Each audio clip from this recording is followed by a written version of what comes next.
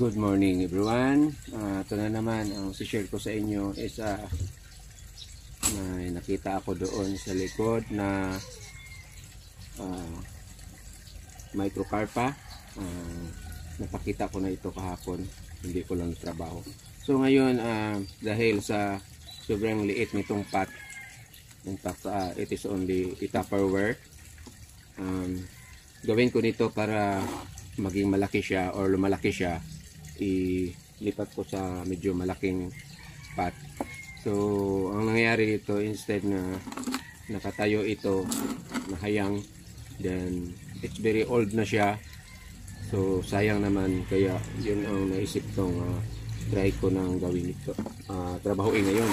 So gawin ko na lang dito, ipatayo ng kaunti itong sanga na ito, hindi ko putulin, ibabalik ko doon, i-spread ko na lang lahat muna itong mga sanga. So yun ang trabaho ng mga beginners. Kahit ano na lang ang nasa isip kung anong forma ang pwede magawa. So for this materials here, so try ko sana itong gawin na maliit na bonsai before yata siguro. Ang nangyari sa dili magtubo yan. So ang microcarpa hindi pwede na ipariyani mo or ikatulad ninyo sa yung Argao Taiwan, kasi ang Argao Taiwan sobrang super liit yung dahon. Itong microcarpa siguro tayo ng maliit dito na dahon, yung gaano maabot nyo. Siguro ganito lang kaliit yung dahon na maabot niya. So compared to Argao Taiwan grabe pang lumiliit. This materials is ito ang magandang gawin na super mini bonsai. So linagay ko na ito sa pero sa tabi ko. Ipapakita ko lang sa inyo. Ito akong ligwat. Yan. Linagay ko na ito sa maliit na mga plastic container. Tapos naglusot na, this is here.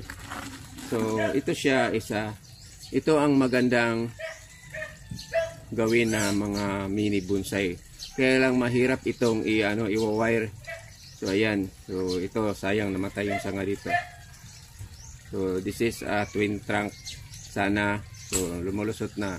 Sobrang liit yung pot. Tapos lagi lang ginugupitan. Kaya lang this material is madali itong mamatay. So marami dito. So mamaya ko na lang ito trabaho. Uunahin ko muna itong microcarpa. Kuma ko na yung pot. Maraming santik. Then dito ang kalagay sa loob. So yan. So ito din isa sa mga materials ko. Niyog.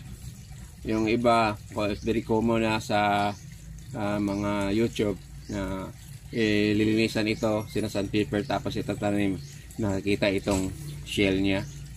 So marami ito, 20 siguro. Ito lang kinuha ko. Yan.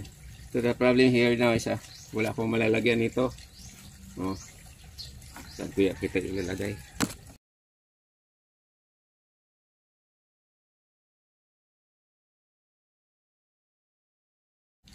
So ready na yung pot ko. Maglusot diri sa ilalim yung ugat. So try ko hindi maputol yung rot, makalusot na siya para kahit na. Okay. Kaunti lang damage. Okay. So ito yung pot, Tupperware. So lipat ko siya dito. At the same time, hindi ko puputulin itong rot kasi mahinay man yung maggamot ng one good.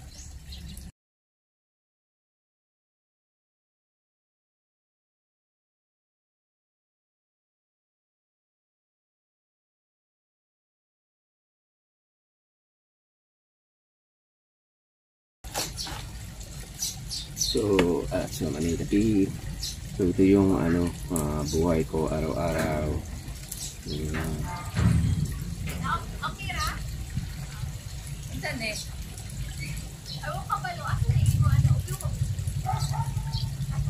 Asa ako on?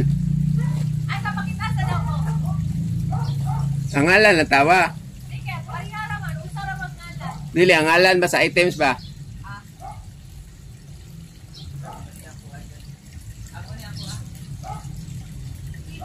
may dumating na parcel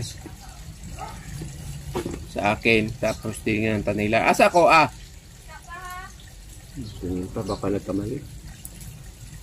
Yung ano ko, yung holder ng cellphone ko para pag magmotorsiklo ako, hindi na ako mahirapan sa pag camera.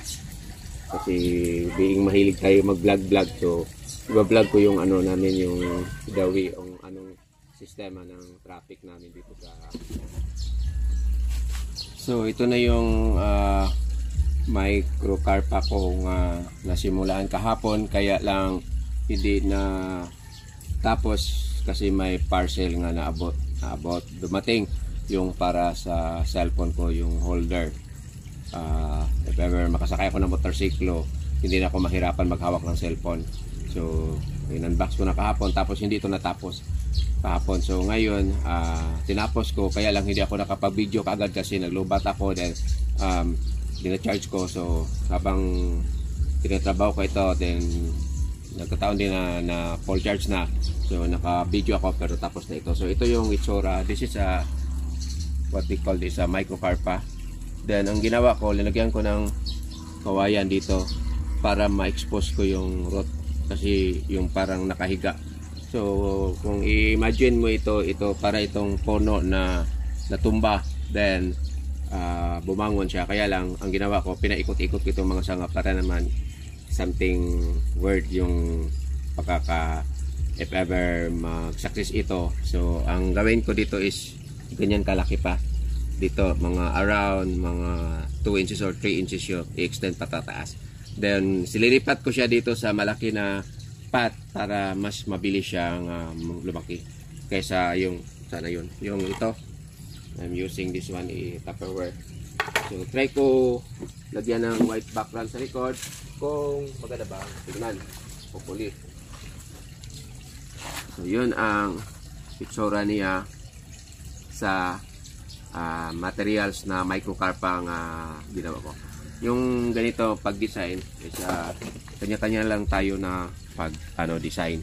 So after this one here, dito sa baba, ito na naman ang isusunod ko. This one, ilipat itong camera para mas maklaro kasi maba kayo. So dito bumaba, down ulit, ganyan. So itong mga nakita niyo is sobrang liit ng dahon. So this is what we call pistil. Maraming humihingi sa akin ng seedlings o cutting nito because maganda itong i-back up sa mga malaking bonsai ninyo. So ang ginawa ko is linagay ko na sa maliit na yung laglagyan ng ketchup sa mga restaurant. So magsilbing niya masitira. Tapos tinatry ko na mapaikot-ikot. So seems to be ang nangyari dito is yung ikadalawa, ito okay na, ito naka-form na ng kaunti, but itong dito is maliit pa siya. So ang gawin ko dito is hayaan ko muna na lang ito, then itong sa kabila, ito ang ititrim ko. Just hope na makita dyan sa camera, sobrang liit kasi.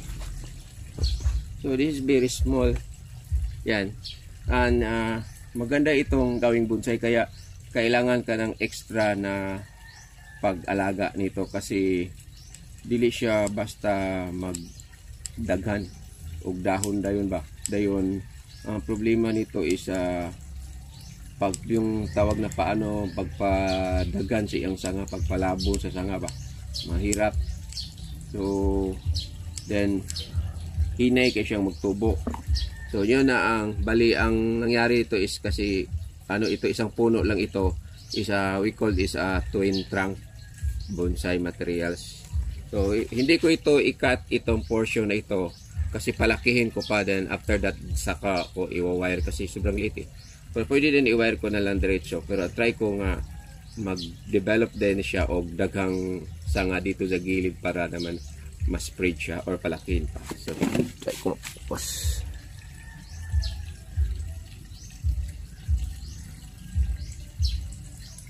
So, yun ang maliit na mga bonsai materials ko. Ito pa, ang dami nito kaya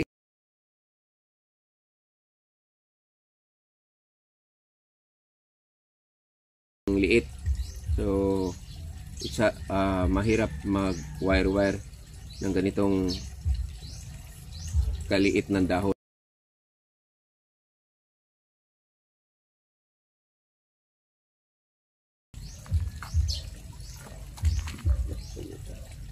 So, ngayon, ibalik ko na naman siya dito sa area kung saan siya nakalagay. Kasi pag yung ginawa ko dati is linagay ko lang itong kaliit na pot, linagay ko lang doon sa patungan ng mga bonsai. Ang nangyari is maraming namatay because hindi maabutan ng hapon. Mag-dry na itong mga pot niya na maliit. So, madali siya mag-dry. So, chance kay mamatay siya. So, ginawa ko nito, linagay ko sa saan po ito akong travel.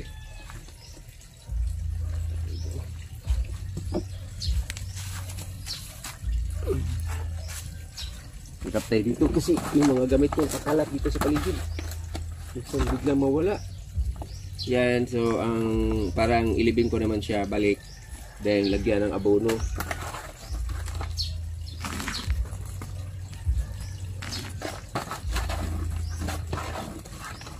So sa mga bahay na maliit lang yung bahay nyo tapos hindi makasya yung mga malaking bonsai or sobrang liit na yung garden ninyo, pwede ito. Maganda itong gawin for the yung mga sa garden ninyo. So for this morning, ito lang ang masishare ko regarding also to about my microcarpa and this fish scale bonsai materials. So ang gawin dito, lagi mong igugupit pero kailangan careful ka, maganda siya. So, maraming salamat sa panonood. God bless you all. Have a nice morning ahead of you. Bye-bye.